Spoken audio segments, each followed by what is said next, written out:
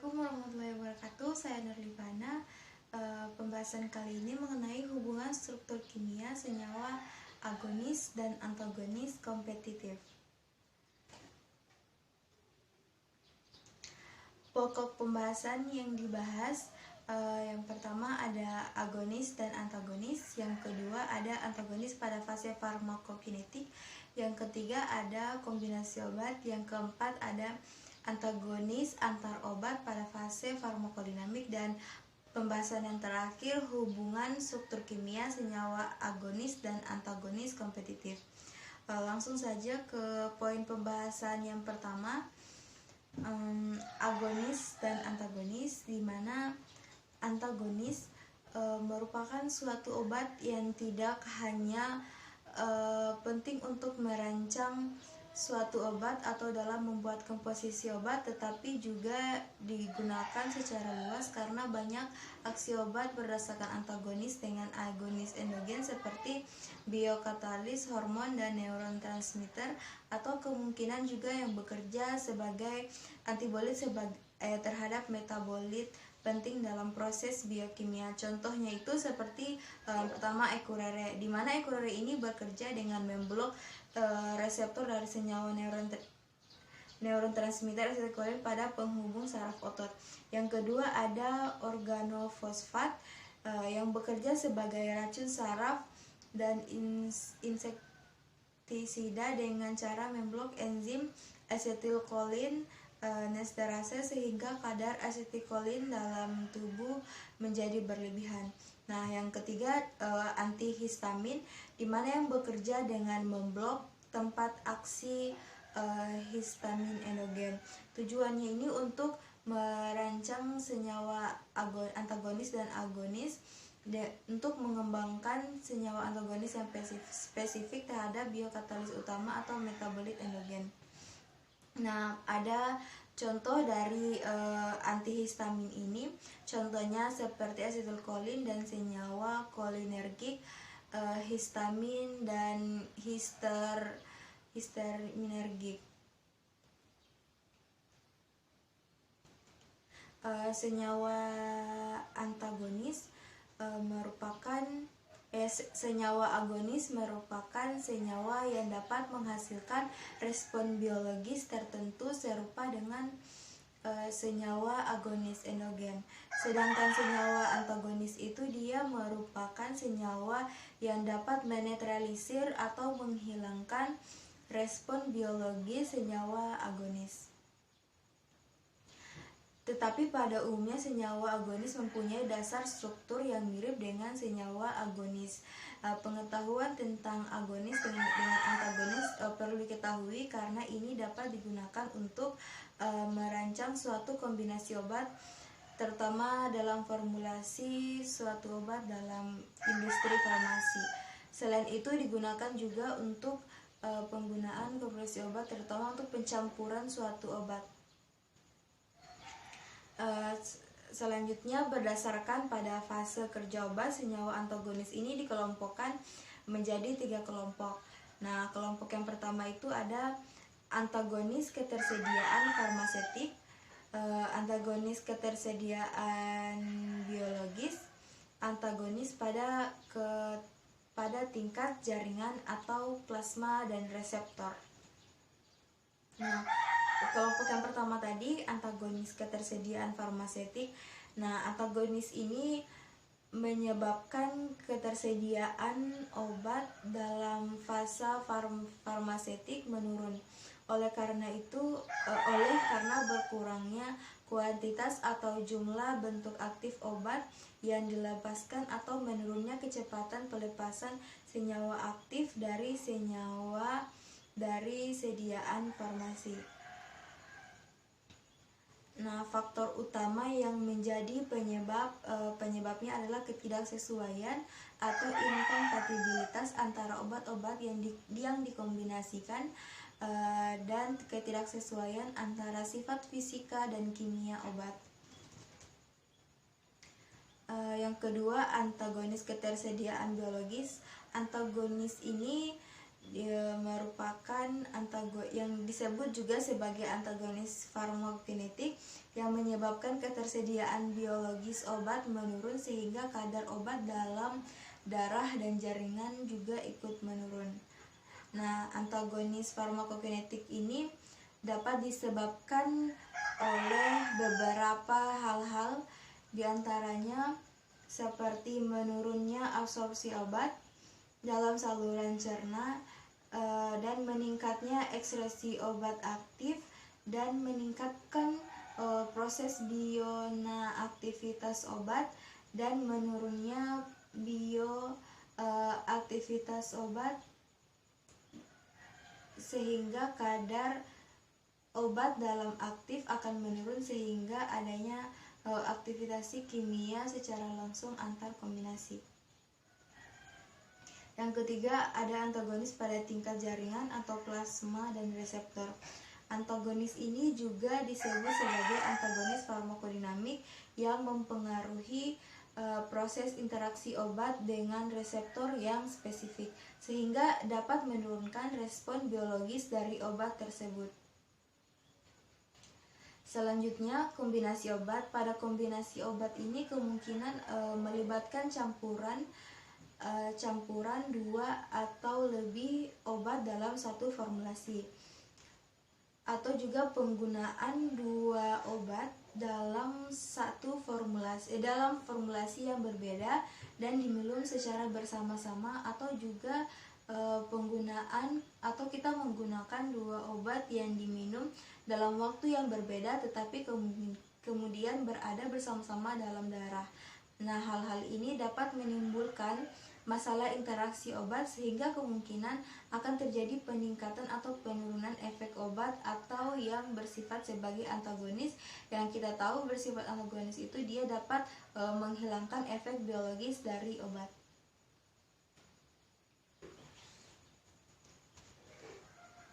Selanjutnya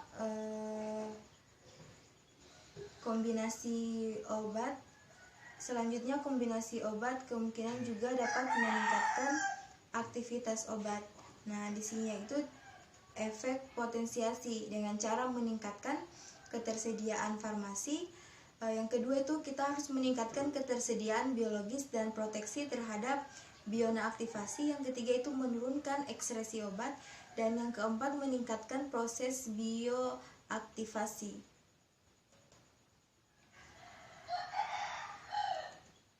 Nah, selanjutnya efek sinergisme, di mana efek sinergisme ini kombinasi obat yang digunakan apabila obat-obat tersebut mempunyai efek potensiasi atau dosis yang digunakan untuk masing-masing obat menjadi lebih rendah dan dapat menghasilkan efek terapeutik yang sama dan efek samping yang lebih kecil. Selain itu ada salah satu obat untuk menyembuhkan infeksi, sedang obat yang lain untuk meringankan atau menghilangkan gejala-gejala yang timbul akibat infeksi tersebut. Pada efek sinergisme juga ini untuk mencegah resistensi mikroorganisme.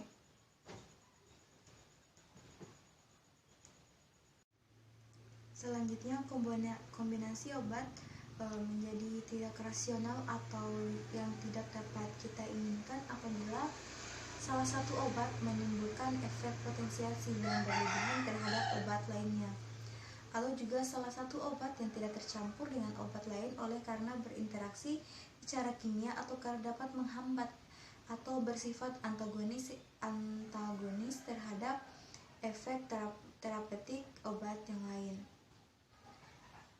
Contohnya pada kasus obat antiparasit, bila efek terapeutik yang dihasilkan kombinasi obat tidak lebih baik dibandingkan diberikan sebagai obat tunggal, maka kombinasi tersebut dapat meningkatkan resistensi parasit.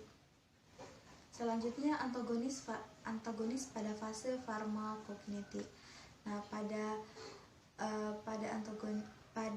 antagonis pada fase farmakokinetik ini merupakan dasar dari antagonis kimia yang adanya interaksi antar obat pada objek biologis sesudah absorpsi. Antagonis kimia akan berinteraksi dengan senyawa agonis sehingga menghasilkan produk tidak aktif sehingga jumlah agonis yang berinteraksi dengan reseptor menurun dan aktivitas biologis juga ikut menurun. Hal tersebut itu digambarkan secara sistematis sebagai berikut. Jika agonis yang bertemu dengan reseptor akan membentuk kompleks agonis dan reseptor, kemudian menuju ke stimulus dan sehingga memberikan efek biologis. Selanjutnya ke poin pembahasan yang keempat, antagonis antar obat pada fase farmakodinamik. Nah, di sini antagonis berperan dalam proses biokimia penting atau melakukan pemblokan pada reseptor spesifik. Interaksi ini dapat bersifat reversibel, kompetitif, atau irreversibel. Antagonis kompetitif.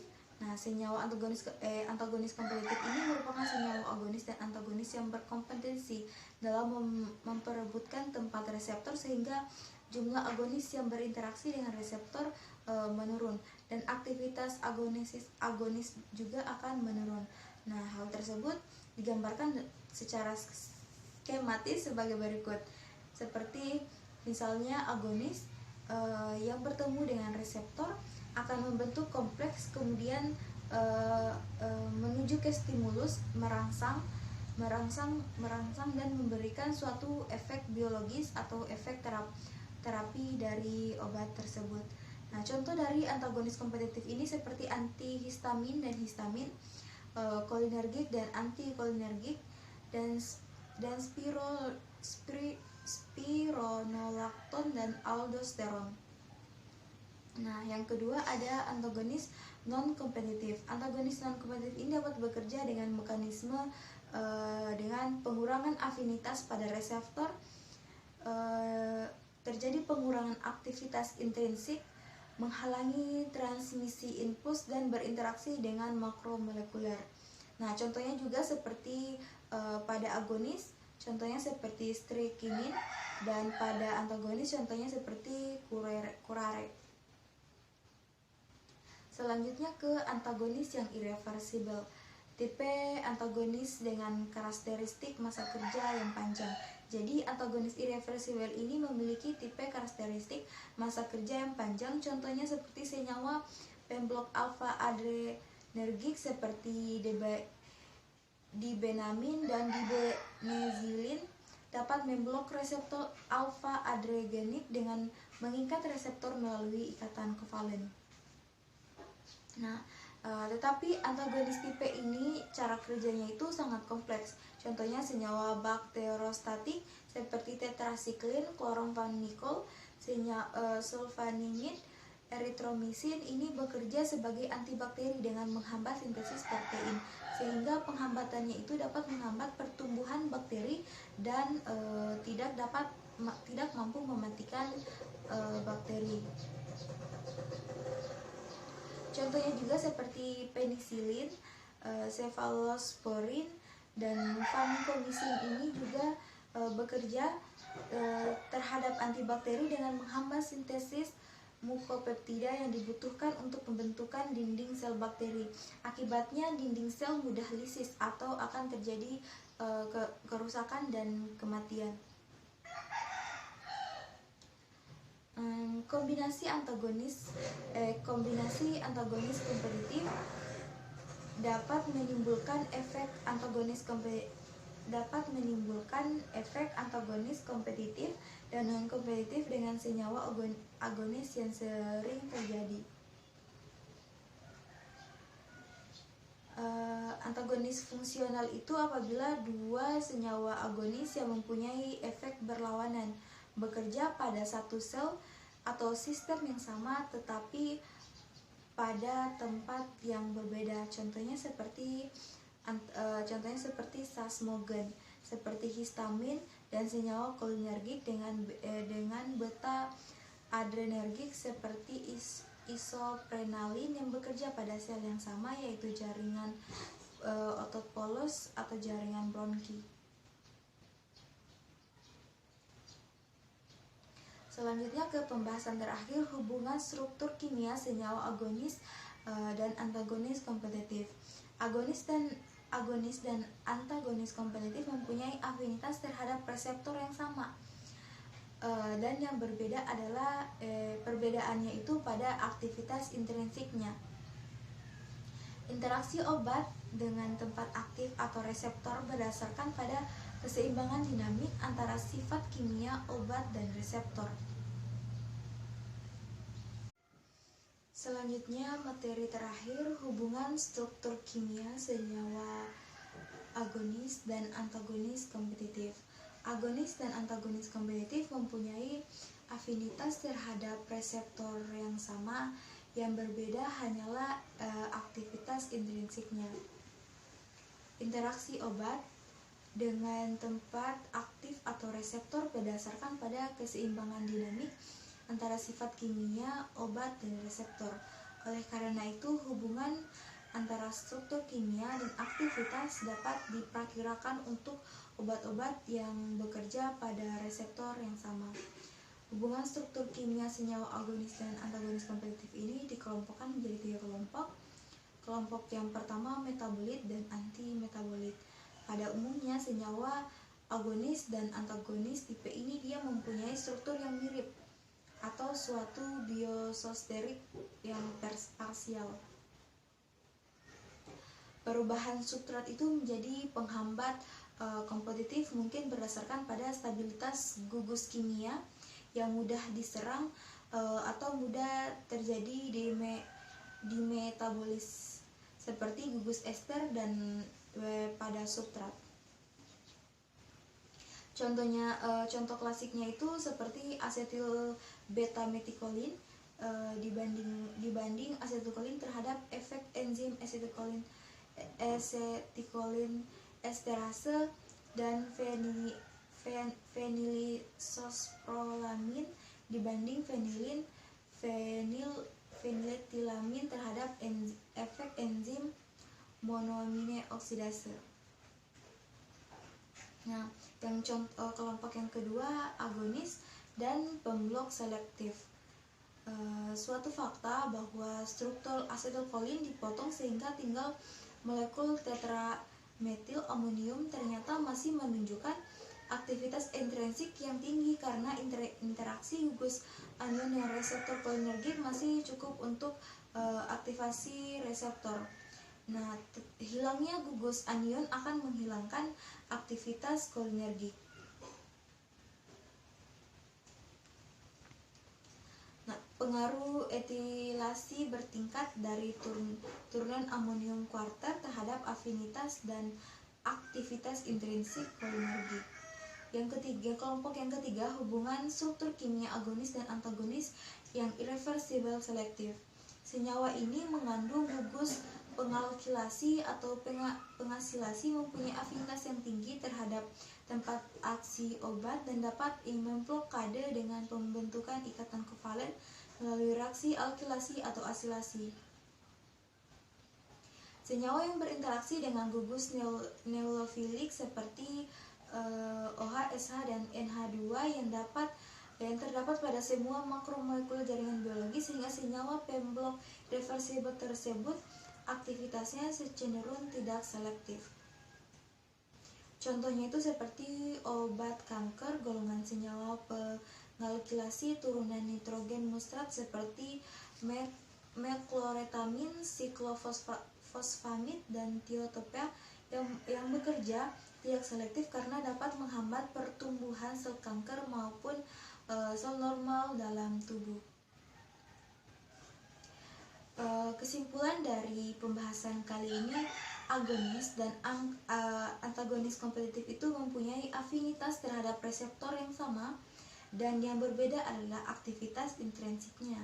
Intrinsik obat dengan tempat yang aktif atau reseptor yang berbeda pada keseimbangan dinamik atau sifat kimia obat pada reseptor. Oleh karena itu, hubungan antara struktur kimia dan aktivitas dapat diperkirakan untuk obat-obat yang bekerja pada reseptor yang sama. Sekian penjelasan mengenai materi hubungan struktur kimia senyawa agonis dan antagonis kompetitif. Lebih dan kurangnya mohon dimaafkan. Saya tutup. Wabillahi taufiq wal hidayah. Wassalamualaikum warahmatullahi wabarakatuh.